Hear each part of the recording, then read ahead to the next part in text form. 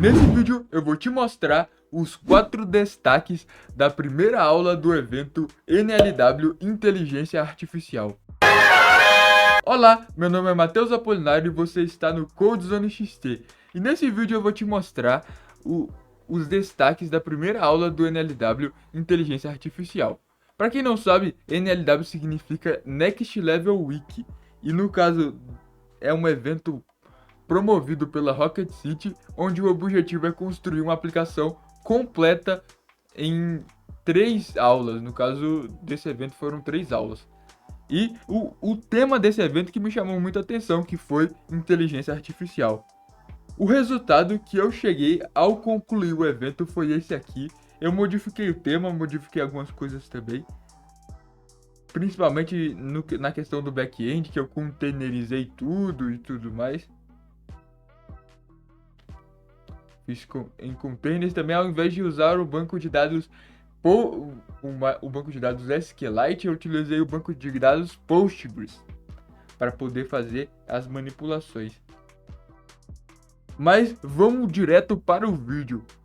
Como eu sempre faço aqui no canal, eu sempre construo um post para poder dar suporte ao conteúdo do vídeo. E nesse vídeo não é diferente, eu fiz um post aqui no meu blog expondo todos os pontos, todos os destaques dessa primeira aula que eu vou mostrando aos poucos para vocês. O primeiro destaque da primeira aula do NLW IA seria o gerenciador de pacotes utilizado, que no caso foi o PNPM. Muito interessante esse gerenciador de pacotes, e ele significa Performance Node Package Manager. E ele é um gerenciador de pacotes do ecossistema Node. A ideia dele é trazer maior agilidade e maior eficiência na hora de você instalar suas bibliotecas. Para você utilizar ele, basta você instalar ele globalmente através do próprio NPM mesmo, npm-g pnpm, que você já consegue utilizá-lo. E para usar ele de fato nos seus projetos, você pode utilizar os comandos normais do npm, npm install, npm run dev, só utilizando o P antes do npm. Agora a gente pode comentar um pouco também como ele funciona. Por que ele é mais performático e e economiza mais disco do que o npm tradicional, do que os gerenciadores de pacotes mais convencionais, que no caso é o Yarn e o npm. Ele funciona da seguinte maneira: todas as dependências são instaladas em um local, e caso um projeto precise de uma das libs já presentes nesse local global, ao invés de instalar o pacote novamente na node modules do projeto, o PNPM vai criar um hard link para esse módulo já existente. Ou seja, em resumo, ele vai tentar procurar nesse local global se já existe a biblioteca. Se não existir, ele instala. Se existir, ele vai criar esse hard link, que eu vou explicar um pouco mais como funciona o hard link em breve. Esse processo diminui o consumo de espaço do disco. Agora eu vou falar um pouco sobre como funciona o hard link. Um hard link funciona como um espelho do arquivo original.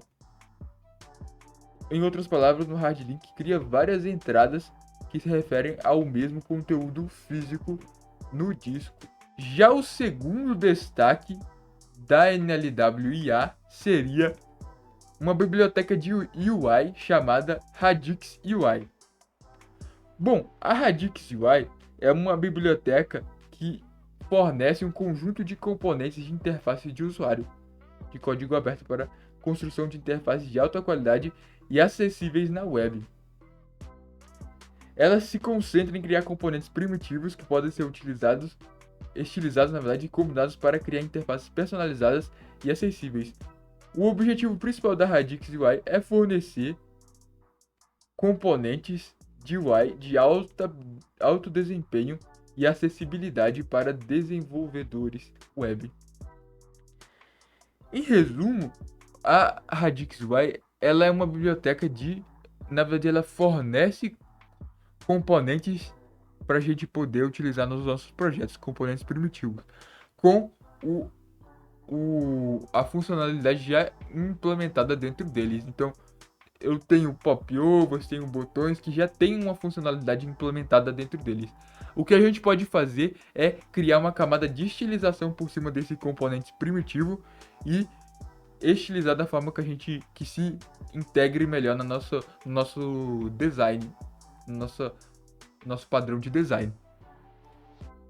Aqui eu coloquei um código onde eu mostro um componente do Radix UI, que é um componente de alerta, onde vocês podem perceber que eu pego o componente dentro da biblioteca. Esse exemplo é da própria documentação do Radix UI, onde eu consigo visualizar aqui que o componente em si, o componente do Radix UI, que vem da biblioteca Radix UI, não tem estilizações, já que eu tenho que definir as estilizações aqui através desse CSS. Aqui vocês podem ver que o CSS vem com a declaração de todas as estilizações desse componente aqui. Então, o Radix UI ele tem componentes primitivos, mais focados na parte funcional. Em resumo, é isso. É uma biblioteca sensacional, mas além de você poder estilizar da sua própria maneira, você também pode tematizar. A biblioteca ela também fornece essa dinâmica de temas, onde eu vou mostrar aqui para baixo para vocês, que a gente consegue definir tema.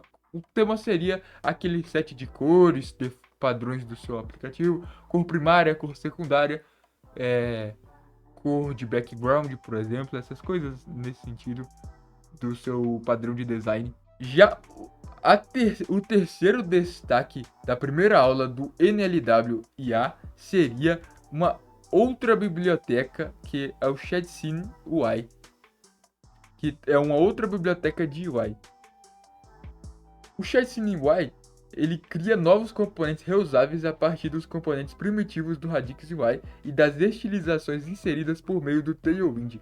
Além disso, dá para trabalhar com o esquema de temas também. A ideia aqui é pegar os componentes primitivos do Radix UI e utilizar o Tailwind para poder estilizá-los e formar componentes integrando essas duas ferramentas, que no caso é o Tailwind e o Radix UI, onde eu tenho componentes já pré-estilizados, já prontos para serem utilizados. É bem interessante. Aqui também tem um sistema de temas, onde você consegue ter acesso a todos as variáveis, como eu comentei com vocês no passo anterior, no destaque anterior, onde temas você pode imaginar que seria como se fosse o padrão de design da sua aplicação, onde você define cores, margens, você define fontes padrões e tudo mais. E nessa biblioteca tem como você definir essa tematização. O interessante desse pacote é que os componentes eles são literalmente copiados para o projeto, ou seja, são componentes 100% reutilizáveis. Você não baixa um componente dentro da biblioteca e utiliza ele. Você faz o download, na verdade, do componente e faz uma cópia dele para o seu projeto. E dentro do seu projeto você consegue customizar ele da forma que você quiser. Então ele não é um componente vindo de um terceiro. Ele é uma cópia de um componente vindo de um terceiro. Ele não é um componente que sofre atualizações vindas da biblioteca. Ou seja, se o componente mudar da biblioteca e você já tiver copiado ele para o seu projeto, você não vai ter nenhuma interferência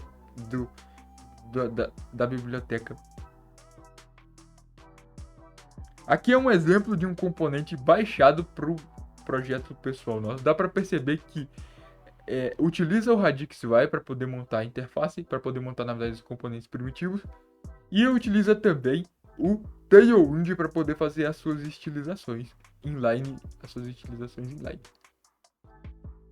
É bem interessante essa proposta dessa biblioteca Shadescene UI.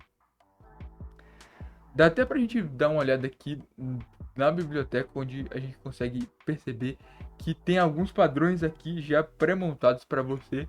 Já tem algumas ideias de interfaces mais genéricas, onde você pode utilizar elas para poder criar interfaces mais simples, onde a preocupação não é tão grande com o design da aplicação e sim com a parte funcional. Já o quarto destaque da NLW Inteligência Artificial seria o Tailwind.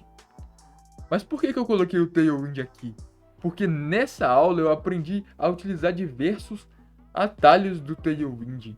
Então, o que eu considero como destaque da primeira aula? Seria essa ideia de aumentar ainda mais a produtividade utilizando a ferramenta Tailwind como maneira de aumentar a produtividade da escrita do seu CSS. E utilizando os atalhos do Tailwind, você consegue aumentar mais ainda a produtividade. Alguns atalhos que eu não conhecia, como, por exemplo, usar o barra para tratar a opacidade de cores. Eu não sabia que dava para utilizar esse macete, essa forma de escrita para poder aplicar opacidade diferente nas suas cores, nas nossas cores, na verdade. Além disso também, eu achei muito interessante a forma com que foi utilizada os Data Attributes. Eu não sabia muito bem como eles funcionavam e agora eu entendi que eles são como se fossem estados nas nossas tags HTML. Então a gente pode consultar ele a partir do nosso Tailwind e a partir do estado que ele está no momento a gente pode fazer com que a interface reaja a esse novo estado. Aqui tem um exemplo da utilização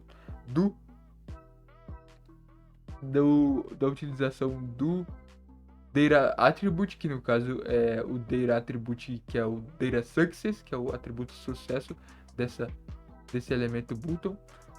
E aqui embaixo a gente consegue perceber como ele é utilizado para poder aplicar estilizações reativas. Ou seja, se o success for verdadeiro, eu coloco o background como Emerald 400. Muito interessante esse ponto de utilização dos Data Attributes, que são estados das nossas tags.